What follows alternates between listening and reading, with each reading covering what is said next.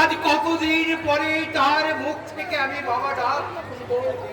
আজ প্রায় 3 মাস হয়ে গেল তার মুখ থেকে আমি বাবা ডাক শুনিনি। কতদিন তাকে আমি দেখিনি।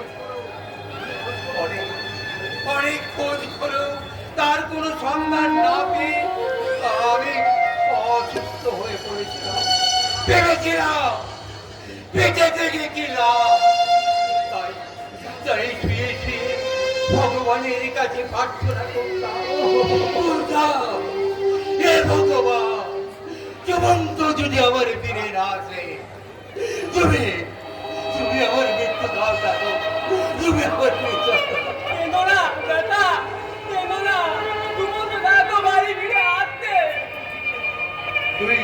তুই ঠিকই বলেছিস মাধব। বৃদ্ধ বয়সী সব পিতার জীবনে সন্তানই যে একান্ত কাম্য। দাদা বাড়ি ফিরে এলে আমার বাবাটা খুব তত্ত্ব হবে। বলো দাদা, সুমন্ত ফিরে আসছে আমার মনে হয় ওই বৌমার সিঁদুরের টানে। তার মানে দাদা? মানে বৌমাজকে মা কালীর মন্দিরে গেছে সিঁদুরটা বন্ধক দিতে। দাদা তুমি ঠিক বলেছো দাদা, ওই সিঁদুরের টানেই তো সুমন্তদা বাড়ি ফিরে আসছে। সুমন্তদা বাড়ি ফিরে আসছে, সুমন্তদা বাড়ি ফিরে আসছে। কি বলা? তাই যদি হয়, সত্যি সত্যি যদি সুমন্ত ফিরে আসে, তাহলে তো ওই উজ্জয়িনী বৌমা 1 বছর সিঁদুর করতে পারবে না। দাদা তার ফেরার কথা বলছেন কেন মশাই? যে একবার বাড়ি বাড়ি থেকে চলে যায় সে আর ফিরে আসবে না। ফিরে না কেন মশাই? একবার যে সংসার ধর্ম ত্যাগ করে চলে যায় সে আর কোনোদিন ফিরেছিল। পুণ্যপদ ফিরেছিল নিমাই সন্ন্যাস নিয়ে গৃহ ত্যাগ করে ওই নবদ্বীপে চলে যাওয়ার পরও একটি দিনের জন্যে সে দেখা করতে এসেছিল সতী মায়ের কাছে। কিন্তু সতী মায়ের সঙ্গে দেখা করার পরই তিনি কিন্তু চলে গিয়েছিলেন। একটিবারের জন্য বিষ্ণুপ্রিয়ার দিকে ফিরেও তাকান। ঠিক তাই। কিন্তু বিষ্ণুপ্রিয়া যদি মোহ ত্যাগ না করতেন তাহলে নিমাই কি পারতেন শ্রীকৃষ্ণ কিংবা চৈতন্য হতে? হ্যাঁ বাবা, ঠাকুর জামাই আপনিও শুনে রাখুন। আমার স্বামী বাড়ি ফেরার কথাটা যদি সত্যি হয় তাহলে আমি তাকে আর কিছুতেই গৃহ ত্যাগ করতে দেব না। তাই তো বাবার কথা মতো আজ আমি আমার স্মৃতির সিঁদুর ওই মায়ের মন্দিরে বন্ধক রেখে এলাম।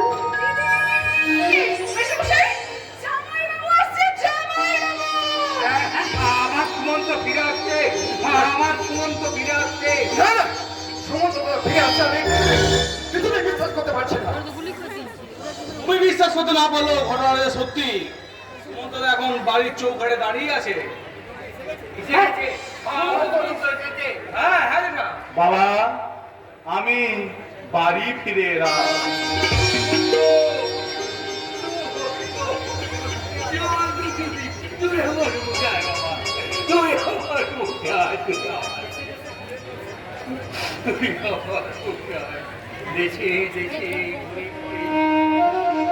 তোর চরিত্র যেন কেমন হয়ে গেছে, তোর চোখে মুখে এখনো যেন কেমন কেমন ভাব।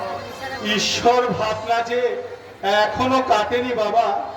কখনো মনে হচ্ছে এই সংসার ধর্মই বড় ধর্ম, আবার কখনো মনে হচ্ছে এই সংসারের সবাই সবই অসার।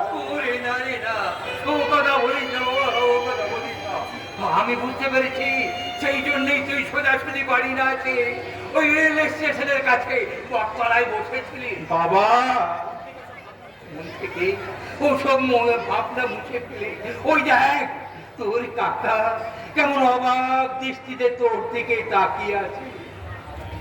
কাকা, আমি সন্ন্যাস নিয়ে চলে গিয়েছিলাম বলে তোমার খুব কষ্ট হয়েছে, তাই না? হরে কৃষ্ণ হরে, কষ্ট হবে না রে বাবা।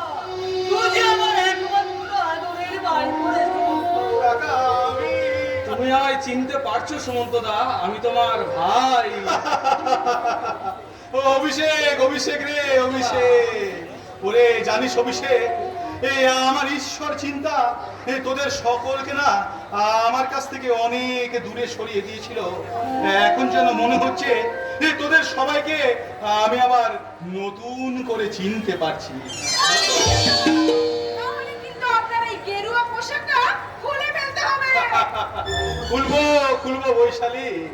আর সংসারে যখন আবার ফিরে এসেছি আগের মতো পোশাক আশাকই আমি পরবো। কি হলো পুণ্যপদ, তুই চুপচাপ দাঁড়িয়ে আছো কেন?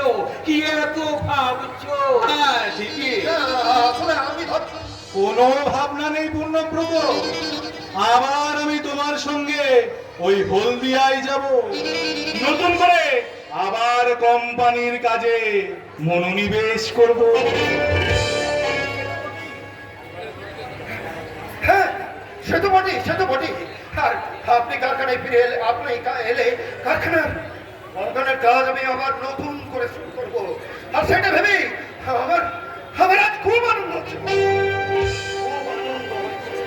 আনন্দ তো হবেই, তুমি শুধু একা নও পুণ্যপদ, আমরা সবাই আনন্দে দিশেহারা।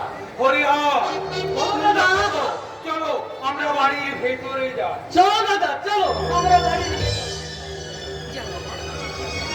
ও মা, তোমার সিঁদুর বন্ধক দেওয়া সার্থক হয়েছে মা। তোমার সিঁদুরের টানে আমার সুমন্ত ফিরে এসেছে। বাবা, অভিষেক, বৈশালী, তোরা দাঁড়িয়ে কি ভাবছিস?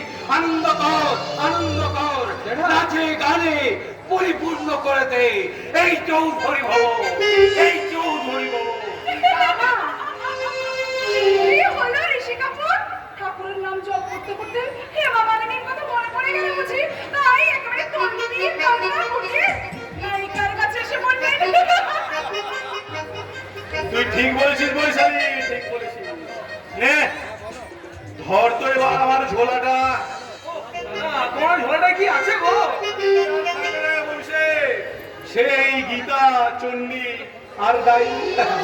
হ্যাঁ উজ্জয়িনী, আমি এখন ঘরে চললাম। হ্যাঁ চল বৈশালী, আমাকে তুই ঘরের ভেতরে নিয়ে চল। মমতা, কি হলো? তোমার উচ্চই তোমার লজ্জা নেবার অধীন